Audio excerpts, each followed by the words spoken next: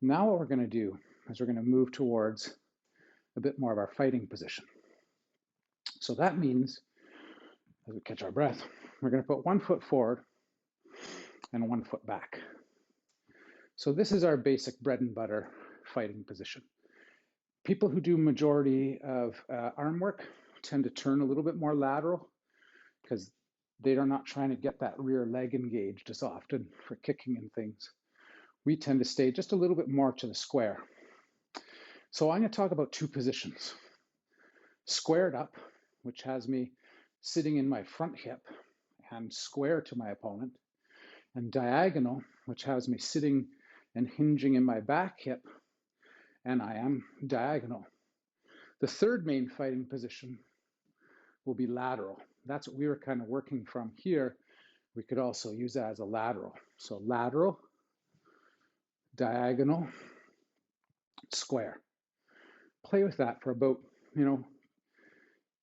15, 20 seconds here. Sit in your square, bias your weight to the back and sit in your diagonal. Turn your feet sideways and sit in your lateral. But notice in my lateral, I'm engaging that coil in the waist so my torso can still face. So diagonal. So diagonal is dictated by the angle of your back foot. So if your torso is naturally resting in the direction of your back foot and your back foot's, 20 to 30 degrees out from your front, you're going to be diagonal. And then as you weight your front foot, you're going to go square. As a general rule, keep on working that for a second, go between those. As a general rule, we want the weight-bearing foot and knee to stay aligned with one another. If we get weight-bearing on a foot and the knee starts to torque or come forward of the foot, we want that weight-bearing to come through the foot and in the same direction, the foot and the knee in the same direction. We'll have latitude with our hips because we've got a ball and socket, but that hinge joint of the knee does not want rotations or side-to-side forces. So as you come back into your diagonal, now that back foot is dictating where that weight is. As we head to the lateral, we're kind of in between the legs a little bit. So both legs are bearing. It's closer to a 50-50 kind of stance. Change up your footwork, put your other leg forward and work that. So square, diagonal, lateral, diagonal, square, diagonal, lateral. And we really don't have many more positions. It's sometimes good to kind of break things down into their building blocks. So we're either going to be sitting in here square, we're going to be sitting in a diagonal, or we'll be turning into a lateral. And you want to be able to freely move between these. Okay, 5 more seconds to play. Square, diagonal, lateral. Okay, come on up. And let's talk about freedom of the waist over the weight-bearing leg. So we're getting technical today because my neck is keeping me from jumping around a lot. But these techniques, this technical work is what makes effective, efficient fighting.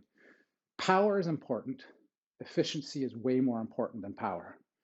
You can always build more strength, but efficiency takes a lot of time and a lot of repetitions and will lead to greater strength because it will unify the body rather than separate the body. So often when we think about strength-based work, we strengthen individual sections of the body. With this kind of unified motion, we are trying to integrate the body, not separate the body. Okay, so here comes some waist exercises. So these are kind of like doing crunches for the lateral aspect of your abs. So what I'm going to get you to do is going to sit in the square. And we're going to go back to drill number 1. Remember drill number 1 was reach and point? So without shifting your legs, can you engage your lower back and lower abdominals and your upper chest and shoulder blade area? So without losing the quad, the fold in my front hip, can you do your pointing exercise? Lead arm, reverse arm. lead arm, reverse arm. Okay, we're going to stay here for about 10 seconds, maybe a little bit more. Sink in that front hip, dig into that front hip, but watch your knee. Knee doesn't go forward of the toes. We hinge into the hip, and then we point, point, point, point. A few more. 2, 3, 4, 5, 6, 7, 8, 9, and 10. Good. Okay. Left leg is burning for me. Might have been your right leg forward. I'm going to go right leg forward now. So we're going to go to our square. Our back leg is like a prop. You know, it's like a New York City apartment. Your back leg is like that piece of wood jammed up against a New York City apartment door so that you can catch force. But here we want to be able to turn the waist. Okay, we got about a minute. So we're going to turn, turn, turn, point, point. Don't let the hands do the work. We want to turn through the waist. You might not find there's a lot of range in there initially. Watch for things. I have a tendency with my right leg, it likes to toe in. So I really have to think about the structure from the ground up, because that's where force comes from. If you can't push against the ground, you can't make force. You have to be able to push against something to make force, and the ground is that. Okay, 10 more. 1, 2, 3, 4, 5, 6, 7, 8, 9, 10. Okay, come up out of there. Give that leg a bit of a shakeout. Okay, so we're going to go to a left leg back stance. So we're going to put our right leg forward, and we're going to work that left leg again. So we're going to hinge into the left leg and sit in our diagonal. So our neutral point of this is the direction of the weight-bearing toe. So if I was to relax everything and sit my weight in my back leg, my sternum and my pelvis want to face in the direction of my back toe. And I need this hip open so it's not collapsing inwards. So I'm sitting down and into the ground, tailbone is open. Okay, so now we're going to go point, point. Our opponent, though, is still in front of us. So now, without changing the weight in the back leg, this is hard. Turn and reach with your back arm forwards. Then sit back in your lateral and notice how it's pretty natural to reach with this arm. Effort, release. Effort, release. Effort, release. Effort, release. That's it. Turn. Turn in that waist. Oh, gunfighter time.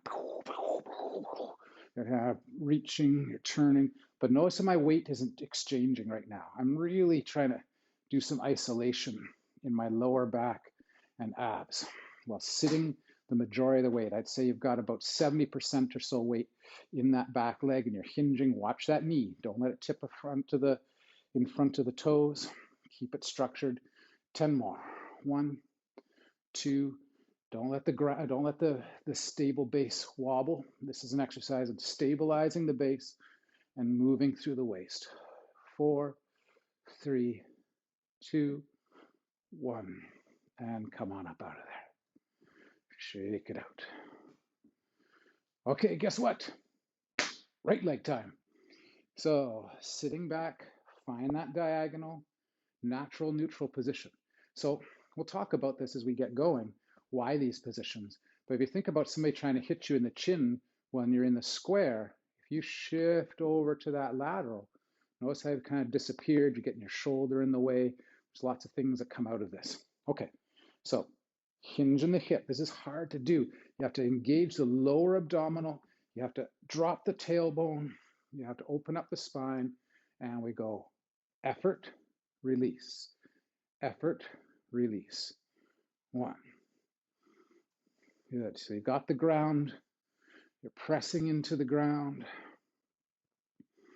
That's it. Turn, turn, turn, turn, turn, turn. Nice. Go a little longer. Now, while you're doing this, get a feel for what's hanging up your ability to reach far from this back leg. Sitting in that back hip, what's impeding it from reaching its furthest extension? Front gets a nice extension. Oh, I could throw some beautiful jabs from that position. Good. Let's go 10 more. 9, 8, 7, 6, 5, 4, 3, 2, and 1. Good. Come on up out of there. Okay, I'm looking at the time. We're going to leave lateral for another day, but we did a lot of lateral. We did this standing here. Now this is standing in the lateral, but hitting towards a square. To get to your real lateral work, you're going to have to try to really figure out how to go turn the trunk, release it. Oh, we might as well do it. So you're going to go like this. This exercise is going to go double guns. Pew, pew, pew. Then to the front. Then to the other side. Pew, pew, pew. You're off to the other side. So you're getting this nice trunk. And here's where you want to be. You want to be able to engage here on the lateral, back to that central point. Here on the lateral, back to that center point. So there's all these jokes about, traditional martial arts and 6 months standing in horse rider stance. And why would you waste your time doing that when you could be punching somebody else in the head? I'm all for punching people in the head to learn how to punch. But if you don't spend a little bit of time working on how the biomechanics of your body function, you end up hitting limits sooner. So yes, the curve of your instruction towards striking things takes a little longer, but a solid foundation gives more opportunities in the end. Let's do 10 more. 1, 2. Now, when you turn, imagine somebody threw a ball at you and you could catch it here. You could carry it over and you could pass it over there. Catch it, carry it, pass it, catch it, carry it, pass it, catch it, carry it, pass. So you're using that transition from hip to hip. 10 more. 2, 3, 4, 5, 6, 7, 8, 9, and 10. Good. Oh, you'll appreciate me later when you're walking up and down the stairs. Now, really make sure that when you come up out of these stances, you don't want to feel a lot of aching in the fronts of your knees. The load should be in the quads, the load should be in the glutes, the load should not be in the knees. If the load is in the knees, that's usually an indication that your knees are going in front of your toes. Okay, last piece for today, then we'll do a little bit of ground stretching to call it a day. We'll come back to some of this mechanics another time. So I asked you, what was impeding you when you're sitting in that diagonal trying to reach with the arm, that you're sitting in the back hip? So what we're going to do now is we're going to work on the mechanics of straight jab cross by just breaking it down into going square, diagonal, square, diagonal. So I'm going to start out in my square, and I'm going to exaggerate my square. Remember how when we sat in the square, we could turn the waist a little beyond square? So the hip was square, but the trunk moved beyond square. This is what we want. So we're going to facilitate that now by rotating on the ball the foot, sitting in the square, and then reaching from the waist. And then we're going to bring that back, click, click. So we're going to go click, click, push through, boom. We're going to press out and sit in. We're then going to push with the front leg to click back in. Hit the square, turn the waist past the square. Try not to turn your hips too much past the square, or you can start to really break down your base when somebody comes in to tackle or hit you. So push through, lift the heel, pull back, set the heel. Push through, 1, and back, 2, center. So you're pushing the ground and you're transferring that into the arm, and back, 3, good. Don't worry about power, 4. It's almost like you can flick your arm away from you. Don't try to push with the arm. Throw the arm away from your center. 5, 6, 7, 8, 9, 10. Good. Let's switch sides. Other leg is back. So what gets in the way is your hips a lot of the time. If your front hip can't hinge, so if I can't hinge in my front hip, I can't rotate into that side very much. I'm blocked. So we need to hinge in the hip and rotate through. So rotate, release, rotate, release, rotate, release. That's it. Keep that going. Remember that knee stays stable over the front foot. That knee stays inside the platform of your foot. Don't let the knee get outside of the platform of your foot. 10 more. 1, 2, 3, 4, 5, 6, 7, 8, 9, 10. Good. Okay. Come on up. Last drill of the day. This is an interesting one because what we're going to do is we're going to do something, it's a bit of like a fade back style lead arm hit. So hits can either be developed, or bipeds. I can either develop a hit with same side leg and arm working together, or I can try to figure out how to use my opposite leg and arm together. That's going to be another day. Today we're going to unify same side techniques. So now what we're going to do is we're going to start in the square, and we're going to go twist to the diagonal. And as you do so, you're going to lift that heel slightly and sit in your diagonal hip. Come back in. Push. Think of pushing with that leg. Use this hip to shove and twist, and you settle in the back leg. Square, diagonal, square, diagonal, square, diagonal.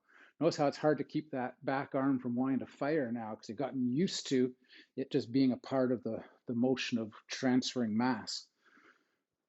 Punches are about transferring mass, getting out of your own way and transferring mass from the ground to the hand. 10 more. 1, 2, 3, 4, 5, 6, 7, 8, 9, 10. Other leg. Okay. Sit in there. As you roll back, remember, reach out. You can pick that foot up. That foot should be pivotable on the ball of the foot, and you should be sitting in that diagonal hip. Good. Just get a nice flow for it. Push. Push from your leg. Push from your leg, sit in your leg. Push from your leg, sit in your leg. Remember that pivoting on the balls of the feet that we were doing earlier as a lunge. Here it is now, going from square to diagonal. So we're hitting on our way to the diagonal. Good. 10 more. 1, 2, 3, 4, 5, 6, 7, 8, 9, 10. Good. Okay. Put them together. So shake out those legs. We're going to do a little stretch out here. So step 1 across and hang down. Come back up. Step out. Step across. Stretch it down. And back up. Okay. So every time we transfer mass, we're going to throw a strike. Sit back, lead arm. Sit forward, reverse arm. So we're going to go pivot, pivot, pivot, pivot, pivot, pivot. That's it. About 30 seconds. Push the ground. Push the ground. Catch the ground. Push, catch. Push, catch. Your legs are like a slinky. Shing, shing, shing, shing. Pop, pop, pop, pop, pop, pop. 10 more. 10, 9, 8, 7, 6, 5, 4, 3, 2, 1, and change. Other side. Twist, twist. Don't worry about punching. Worry about rotating. Worry about getting your mass in your legs and settled in the quad. Hinge the hips.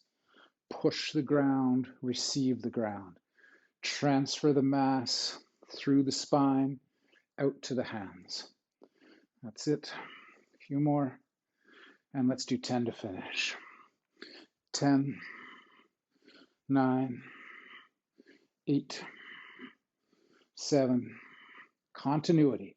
No break in the motion. All the pieces working together. 5, 4, 3, 2, and 1. Good. Okay, come on up. Shake it all out.